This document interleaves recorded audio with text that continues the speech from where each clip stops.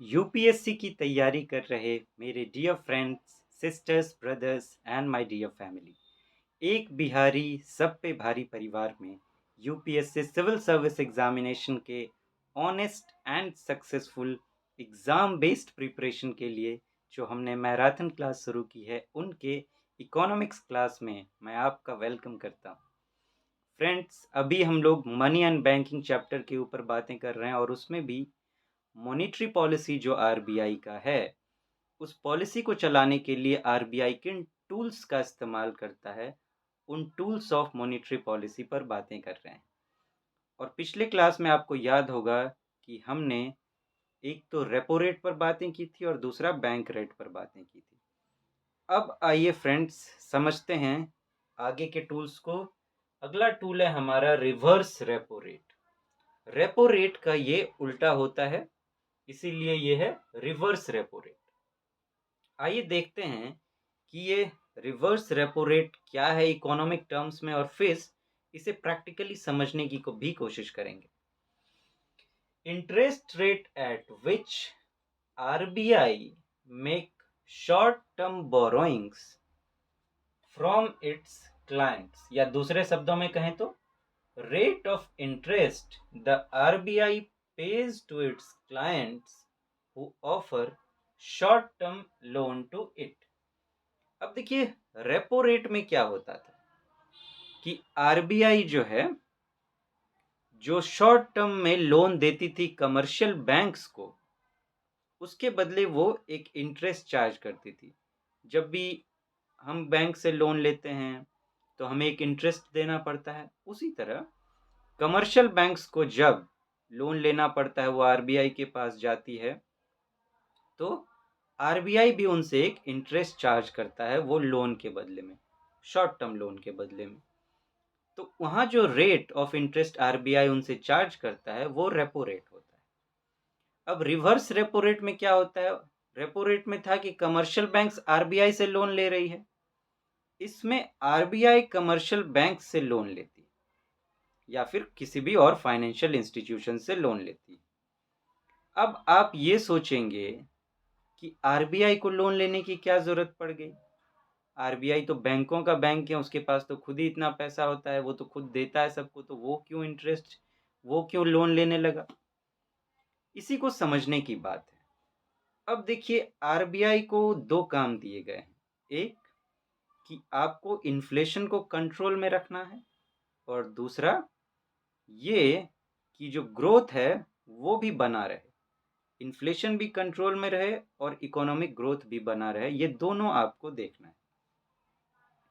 अब कभी कभी क्या होता है, आप जानते हैं, जब इन्फ्लेशन चैप्टर पर हम बात कर रहे थे तो उसमें मैंने आपसे कहा था कि मार्केट में जब मनी सप्लाई बहुत ज़्यादा हो जाता है तो क्या होता है कि डिमांड बढ़ जाता है, क्योंकि लोग उस पैसे से डिमांड करते हैं और उस वजह से चीज़ों की कीमतें बहुत बढ़ जाती हैं।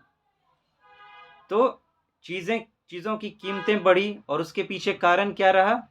मनी सप्लाई का बढ़ जाना। और चीज़ों की कीमतों का बढ़ने का मतलब वही है इन्फ्लेशन। और आरबीआई का काम क्या है, जो अभी हमने बात की, इन्फ्लेशन को कंट्रोल करना।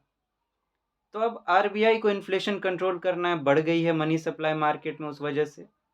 तो अब आरबीआई सोचता है कि किसी वजह से इस मनी सप्लाई को, जो है, जो एक्सेस मनी सप्लाई मार्केट में हो गई है, इसको मार्केट से बाहर निकाला जाए। और जब बाहर निकाल लेंगे तो डिमांड धीरे धीरे कंट्रोल में आने लगेगा और धीरे धीरे जो है महंगाई भी, जो है इन्फ्लेशन भी, जो है वो कंट्रोल में आ जाएगा। अब देखिए, बैंकों के पास जो पैसा होता है उसको मनी सप्लाई का पार्ट माना गया है।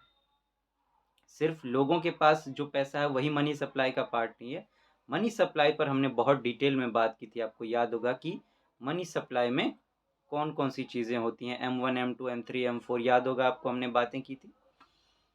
तो बैंकों के पास जो पैसा होता है वो भी मनी सप्लाई का पार्ट होता है। तो आरबीआई क्या करती है, अब इन्फ्लेशन को कंट्रोल करने के लिए बैंकों को ऑफर करती है कि आप अपना पैसा जो है हमारे यहाँ डिपॉजिट करें, उसके बदले में हम आपको पैसे देंगे शॉर्ट टर्म के लिए। वो दिखने में तो ये लग रहा है कि बैंक डिपॉजिट कर, लेकिन एक तरह का जो है आरबीआई उनसे लोन ले रही है शॉर्ट टर्म के लिए। शॉर्ट टर्म इसलिए क्योंकि उनको इन्फ्लेशन को कंट्रोल में लेके आना है, बस उतने देर के लिए।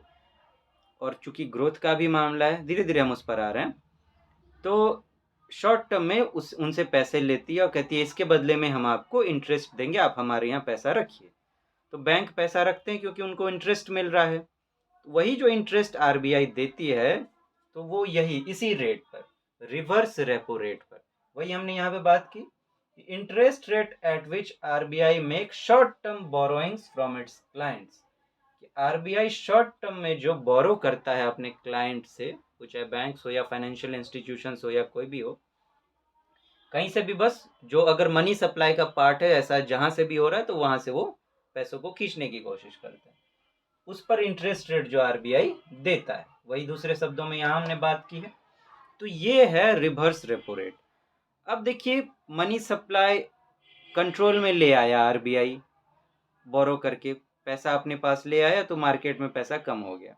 आरबीआई के पास जो पैसा है वो मनी सप्लाई का पार्ट नहीं होता है, अब ले आया। अब क्या होता है, दूसरा काम आरबीआई का क्या होता है कि ग्रोथ भी देखना। अब मनी सप्लाई को कम कर दिया तो डिमांड जो है, डिमांड भी कम हो गया। डिमांड जब कम होती है तो मार्केट में प्रोडक्शन घट जाती है। क्यों? क्योंकि मार्केट तो वही प्रोड्यूस करेगा जिसकी डिमांड है, क्योंकि वो तो प्रॉफिट पर काम करती है मार्केट। अगर ऐसी चीज़ें बनाने लगे जिसका डिमांड ही नहीं है तो उसको नुकसान होने लगेगा, और फिर मार्केट चलेगी कैसे? तो प्रोडक्शन कम हो जाता है, फिर एम्प्लॉयमेंट कम हो जाता है, लोगों के पास पैसे कम आने लगते हैं। तो ये सर्किल जो है इकोनॉमिक एक्टिविटीज़ को घटा देता है, जिससे इकोनॉमिक ग्रोथ पर खतरा बनने लगता है। अब इस तब तक जो है, जब तक ये तब होता है, इन्फ्लेशन कंट्रोल में आ चुका रहता है, तो आरबीआई को ग्रोथ भी देखना है। तो फिर आरबीआई जो है मनी सप्लाई को धीरे धीरे धीरे पुश करती है मार्केट की तरफ में, वही फिर रेपो रेट वाला बात हो जाता है। तो फिर धीरे धीरे जो है डिमांड भी बढ़ने लगता है और ग्रोथ भी आ जाता है, फिर धीरे धीरे ग्रोथ भी बढ़ने लगती है। तो ये दोनों साइकिल चलते रहते हैं मार्केट में, ऊपर नीचे आप साल में देखते होंगे, कभी इन्फ्लेशन बढ़ गया, कभी कंट्रोल में आ गया, कभी घट गया, तो ये चीज़ें चलती रहती है। पूरा मन जो है इकोनॉमिक साइकिल है। ये चीज़ें मैंने इसीलिए बताई है फ्रेंड्स, इस तरीके से। मैं सिर्फ ये बताकर छोड़ सकता था, ये समझाकर आपको बोल देता कि हाँ ये रेपो रेट है, इसे आप अच्छे से समझ लीजिए, याद कर लीजिए, लेकिन इससे बात बनेगी नहीं। यूपीएससी जो क्वेश्चन पूछता है ना, वो उसके समझ के बेस पर पूछता है, उसके एप्लीकेशन पर पूछेगा, उसके पीछे छुपी हुई बातों पर क्वेश्चन वो पूछेगा। इसीलिए हमने इतनी डिटेल में बातें की हैं। तो फ्रेंड्स, अब यहीं रुक रहे हैं, फिर आगे और टूल्स को देखेंगे। तब तक आप अपना ध्यान रखें। Take so very good care of yourself. See you soon. Thank you so much. Have a nice day. नमस्ते।